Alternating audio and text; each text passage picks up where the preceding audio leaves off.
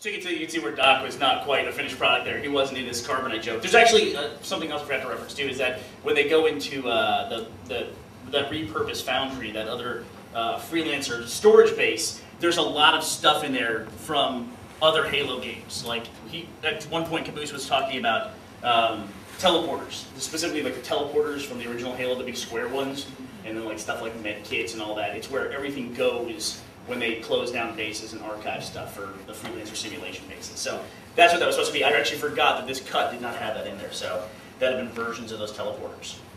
So what do you guys think? You like it? Yeah.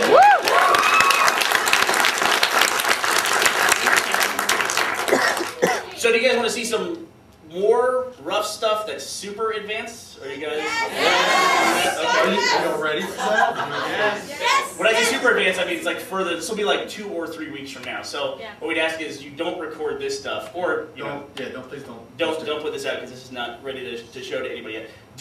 Was it kind of clear, even though it's a little bit of a cliffhanger there, who or what Church is looking for? Yeah. What's he looking for? Texas. Okay. All right.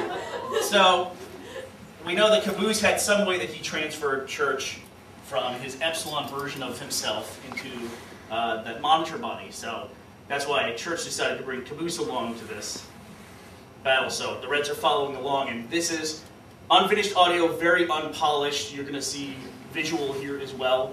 But I'll be sure this will be some of the end of stuff from the next episode, and 2 weeks after that even, in little chunks. This is when the Reds are finally catching up to them. So, obviously very very unfinished, but we've been working on that stuff now for over a month. Yep. The Sally likes to fight scene is what we call it. But the reappearance of Tex, it's really great to have a character like Tex where Monty can really shine because she was always a badass. These guys clearly are not.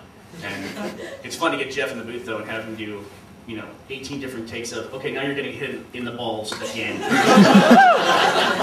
you're getting hit in the balls with the barrel of a gun, now you're getting hit with a trick in the balls, you're getting punched in the balls. We're trying to convince Jeff that he actually has to physically simulate it. It's like, man, he's really just not getting the action right. The pummeling, you got to get in there and be the double for this, but he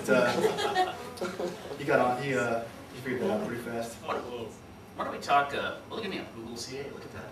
Canada Google. Yeah. No, I shouldn't look up Beaver. Hey, look at that. It's really funny. Ed Robertson, the lead singer of the Bare Naked Ladies, he plays Captain Flowers. And Captain Dynamic, thank you. And he's on tour right now. They're doing a tour to promote their new album, and he's literally landed in Austin today. And he's like, hey, I'm in town, you should come see us. Hey, dude, we're in Canada. So we had to trade places for a couple days. I'm gonna look this up. We actually found Monty a few years ago when he made a piece called Haloid, which was Master Chief fighting Samus. Have you guys seen that? Who has not seen it? Who has not seen it? I'm just gonna play it in the background here. And we're gonna put a search for the game trailers. Yeah, he's like the most popular guy in game trailers. So this was this thing where it was just super. When we watched it, it was just incredible animation, and he didn't have like a lot of time to spend on textures or with models. Yeah, but it was just all animation. And he's got a lot of videos. He does. And choreography too. I think that's the big thing that Monty does that a lot of people maybe mean when they say animation and just kind of lump it together. But I mean, his skills as an animator are really incredible. But then he also has this incredible talent for figuring out what should be happening over the course of the scene, where characters should be placed, and how they should be interacting physically with each other in a fight to make it more than just two guys punching each other in the face, or two hot chicks punching each other in the face, or dancing, or as you would with Monty's videos. I'm gonna fast forward past his opening credits. Spoiler, it's all Monty.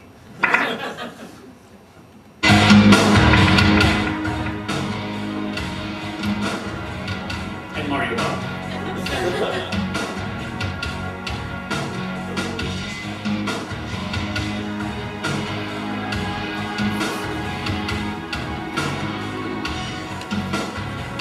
What do we got for you?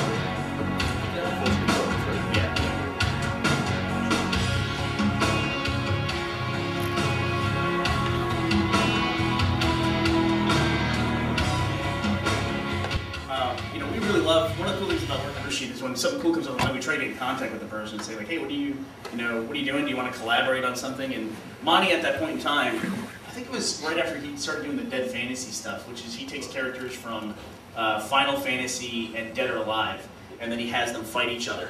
It's kind of a theme that he had going.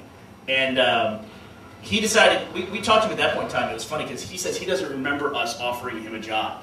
Man, this was like, what, 2006? It came out in 2007, I think. Yeah, it was 2007. So We were- Halo Beta. And we were definitely still in the Buda office, so it would have been probably maybe this time 3 years ago. Yeah. Yeah, and so he went off, he wanted to work in corporate video game land, and as Chris was saying, it's like that's kind of a thing you just kind of have to do if it's in you to do, and he wanted to go work for Midway at the time, then worked there, went from Midway to Namco, and then I think he kind of said, hey, I kind of want to do some fun stuff as opposed to animate this guy's hand 5,000 times, on a game title. He wanted to get back to doing his own stuff and doing some choreography. And so it was just serendipity that we were done with Recreation, and I was trying to look and trying to figure out cool things for Revelation. I was talking with Matt about visual effects ideas, and then weird as it was, we were on a panel together at Comic-Con. I agreed to do the panel because I saw Monty's name was on it, and he was there, and I said, hey, would you be interested? He goes, I just quit my job about 20 minutes ago over the phone, or something like that. And then so he came down to work with us, and so far it's been really great. And Matt spends a lot of time, like, takes what Monty does, which looks like this and what you just saw, and then he tries to figure out how to make it look like the actual game. Right. How long does that take you?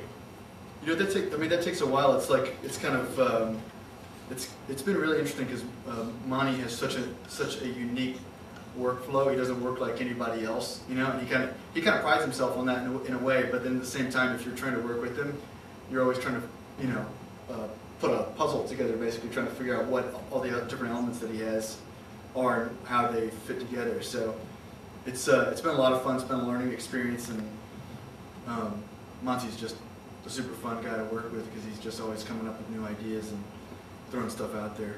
Plus, it's crazy. He works like 22 hours a day. You never know what time. Sometimes you don't know if he's in the office or he's just like sleeping under his desk, and he'll pop up and scare the shit out of you. And he's usually wearing a mocap suit. Yes. He's taken over our conference room. We've actually, I don't know if anybody has picked up on it. How many of you were on the site as well? Okay. So we talk about Q&A too. It doesn't all have to be 100% red versus blue, even though this is RVB CanWest. But if you guys have any questions about the community site or anything like that too, we'd love to hear them. Yeah. Go there. You already go. More of a question and a comment. Is this connected, what you showed us, somehow to your animated short you did a couple years ago? Yeah, but we haven't reached the point of connection. Okay. That makes sense. He's asking if it was connected to the animated short. I can start playing that. Here's some of Monty's Dead Fantasy stuff. I can talk about that in a second. This is crazy. Yeah.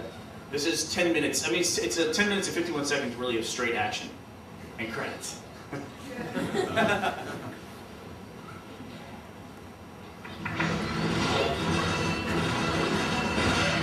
And he was doing this kind of stuff like the way most people do, where he's working a full-time job, and he would come home and just work on this stuff all night, and build it slowly over the course of, I think this one he said was about 6 months. But when Matt says he's got a proprietary way that he works, I mean, he really does. He's got everything down to like keystrokes, where he works with 3 different pieces of software that he's got tweaked out exactly the way that he does. We bought him a computer that had Windows 7 on it, and he couldn't handle it because it didn't have the same number of keystrokes to get to one function that we wanted. Yeah, so he had to revert to XP.